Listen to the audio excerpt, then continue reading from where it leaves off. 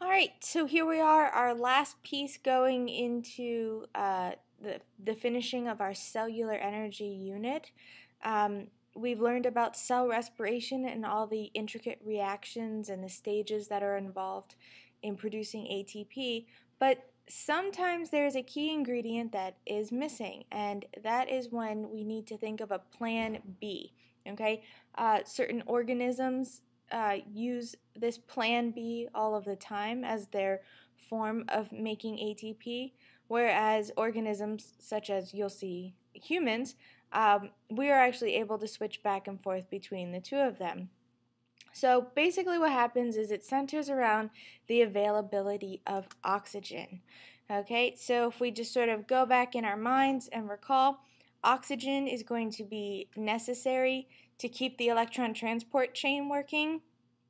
Without the electron transport chain working, Krebs cycle cannot work either. Okay, so when you are in an environment where there is an absence of oxygen, it is going to be called anaerobic, meaning without oxygen. And fermentation is the name of the pathway that we're going to use in order to continually supply ourselves with ATP without going through all of the steps from cell respiration that we learned in the past week. Okay, so this is the key slide here. This would be something to focus on. All right, big stars. Okay, we're going to go through glycolysis just as we have before, because glycolysis is occurring in the cytoplasm. Okay, the cytoplasm is not where Krebs cycle and electron transport chain take place. So even in the absence of oxygen, we're still able to go through glycolysis. So we take our 6-carbon molecule, we're going to spend a little ATP, okay, so this is the net amount that we produce, and we're also going to produce some NADH in making the pyruvic acid. All right, so this part here, this is glycolysis. Okay, so fermentation starts here at this stage and continues on. So fermentation is when we take pyruvic acid and we break it down into some type of fermentation byproduct. Okay, the key concept here, right here, let me just circle this for you.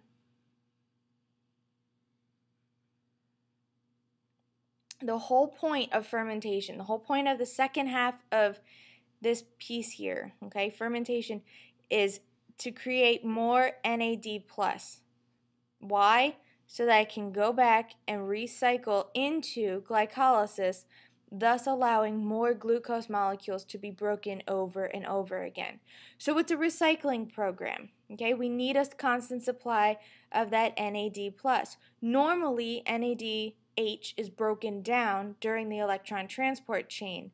If you go back and look at your notes, you'll see we break down the NADH and we break down the FADH too when we release the electrons to go into the transport chain. Well, what's left over gets put right back into glycolysis to allow the whole thing to start over again. But now there is no electron transport chain, and so what's going to happen is we need something that's going to allow for this conversion to happen again. So during fermentation, okay, the second part here, are we actually producing any ATP? No. All of the ATP is coming from glycolysis.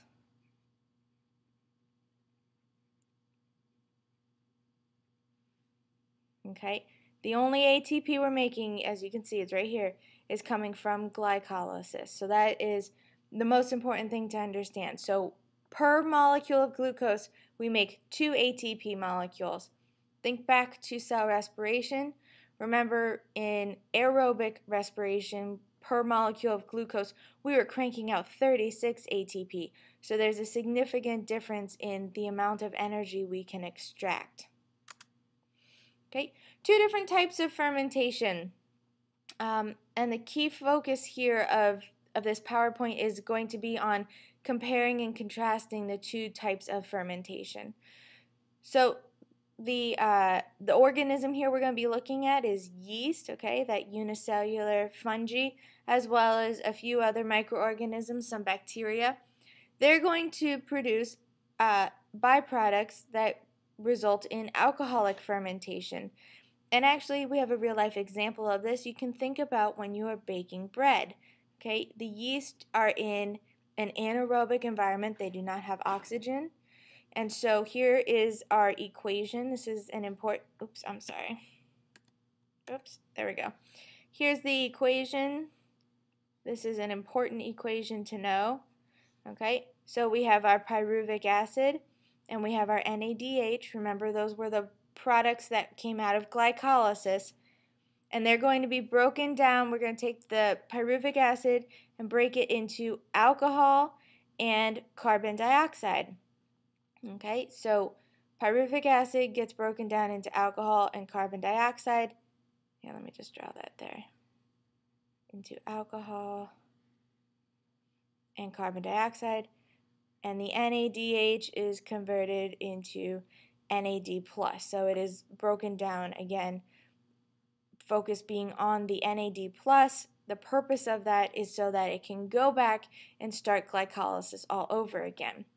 So, well, okay, we're producing alcohol and we're producing carbon dioxide. Where do we see evidence of those products? All right. When we have carbon dioxide, it's going to be released as waste, and this is what causes our dough to rise. So when you bake it in the oven, you're going to see all those wonderful little nooks and crannies inside, any sort of bread product that you're making, and that is from CO2 pockets, okay, being formed inside the batter and then being released. In addition to that, last time I checked, you didn't get drunk from eating a slice of bread. The reason is because it's a very small amount of alcohol that's being released, but also during that baking process, the alcohol is going to evaporate in the oven. Okay, so you want to be careful. You wouldn't want to do something like eat a raw batter, for making bread or like for pancakes. Because there would be alcohol in there. Again, a very insignificant amount, but still, there would be alcohol in there. Okay. Lactic acid fermentation is another example. In this type of fermentation, we have some other bacteria, okay, other microorganisms, as well as our animal cells. We use lactic acid fermentation. And the example I want to talk about here is rapid exercise. Okay, when you have a need for energy and you need it immediately, you need it intensely, you're going to need to go through lactic acid fermentation. If you think about it, cell respiration is such a long, drawn-out process. You have glycolysis and then the Krebs cycle and then the electron transport chain. It takes a long time to make all 36 of those ATP. But your body is demanding it right away. It says, give me ATP now. So in those situations, your body can't get enough oxygen. So it switches to plan B and it says, all right, well, some ATP is better than none at all. And so we're going to see down here, again, this equation is very important. We're going to see the same reactants. We start with our pyruvic acid and our NADH, which we made during glycolysis. And here the pyruvic acid is going to be changed into lactic acid, and we'll talk about what lactic acid is in a second. And our NADH is converted into that NAD+, which again is our goal. We want NAD+, so it can go back and start glycolysis all over again. So in this process, we create lactic acid. Lactic acid is not necessarily a good thing. Lactic acid is what causes pain or soreness in our muscles or weakness. It's an acid that it builds up in the muscle tissue and it can lead to all sorts of cramps. So for example, if you're not the most in shape person and you've been running, you might get a side sticker. Your side sticker is a lactic acid buildup in your lateral muscles on the side of on the side of your torso here, okay? The only way to get rid of that lactic acid is to repay the oxygen debt, right? You're in this situation in the first place because you couldn't get enough oxygen in, you couldn't make cell respiration happen fast enough. You needed something immediate. So, give your body that rest from the physical activity and deep inhales. I know when you get side stickers, you think about, you always just want to bend over and you want to sort of like curl up a little bit because it hurts. But actually, that's not going to make the pain go away at all. The best thing you can do is stand as straight as possible, open up your lung cage, and allow your body to get the oxygen to where it needs. Once the oxygen flow returns, lactic acid fermentation will stop inside your bodies and you'll switch back to making ATP through regular aerobic cell respiration.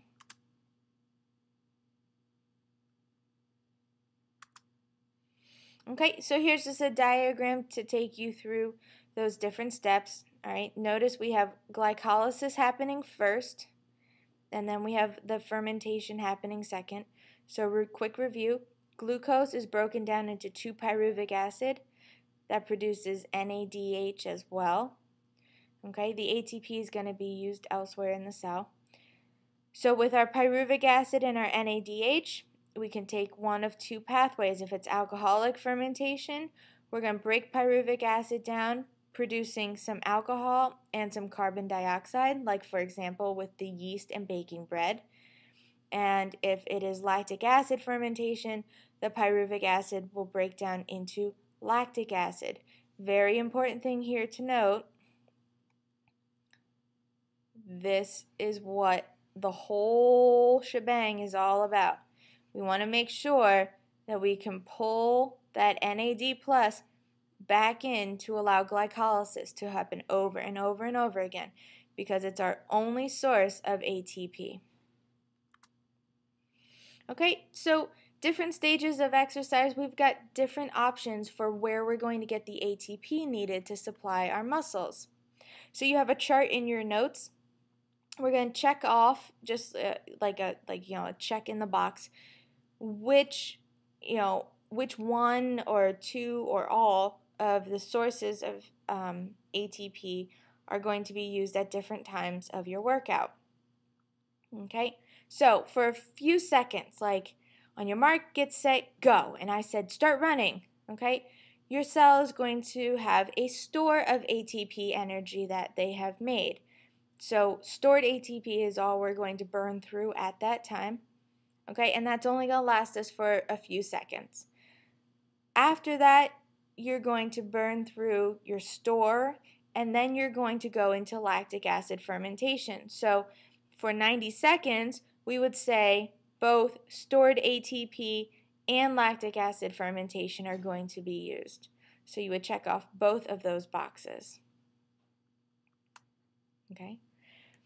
Then, if we're talking intense exercise longer than 90 seconds at a time, the only way that your body can continue to keep up with it is production of ATP through cell respiration.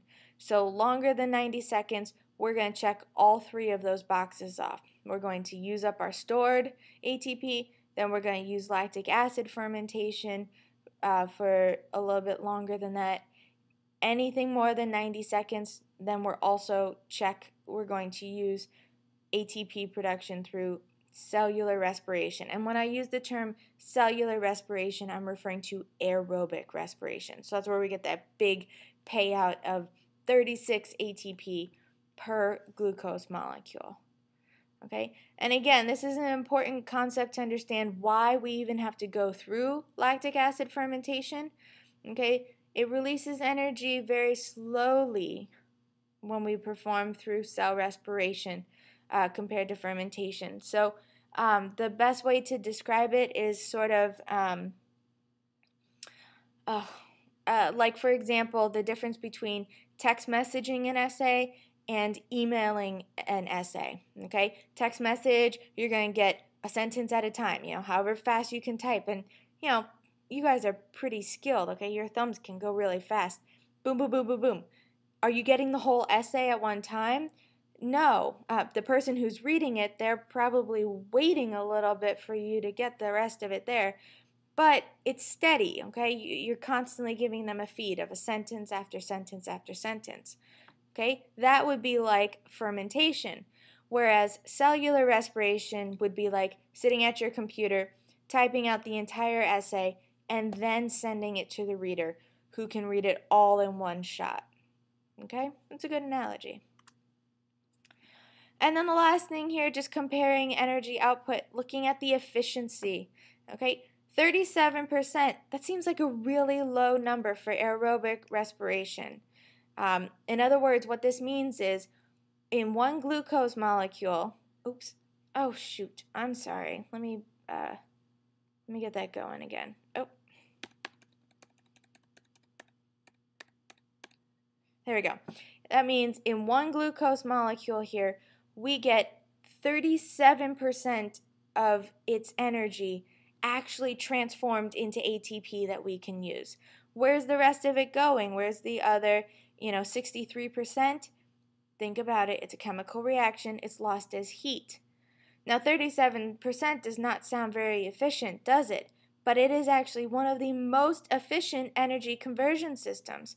Okay? For example, your car burning gas, to make an engine run to produce motion is even less than 30%. Okay? It's somewhere in the 20s. I forget what the number is.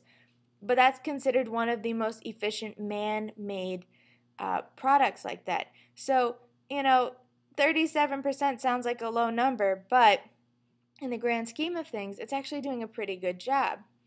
Okay? We net 36 ATP from one glucose molecule, whereas fermentation, we're only going to be netting 2. And again, remember, there's a give and take here. You only get 2 at a time, but it's a constant drip, drip, drip, drip supply of them. Whereas here, you're going to have to wait and invest some time, and then you're going to get that really big payout. Okay, and when we look at our end products, we've made ATP, obviously, because that's our goal of respiration. Carbon dioxide and water, which we give off, okay? And then in anaerobic respiration or fermentation, we produce the ATP still from glycolysis, so that's good. But then we make some other byproducts, okay? The alcohol and the carbon dioxide, if we're talking about alcoholic fermentation, or we all produce lactic acid when we're talking about lactic acid fermentation. All right, so key thing to focus on here. Can I say essay, big hands flashing here. Compare and contrast the 2 main types of fermentation. Be able to tell the story. Talk to me about yeast, talk to me about human muscle cells. And then the other thing is looking at the chart that we have right here, aerobic versus anaerobic respiration as well. Okay, and that's it. That's going to wrap up our cell energy unit.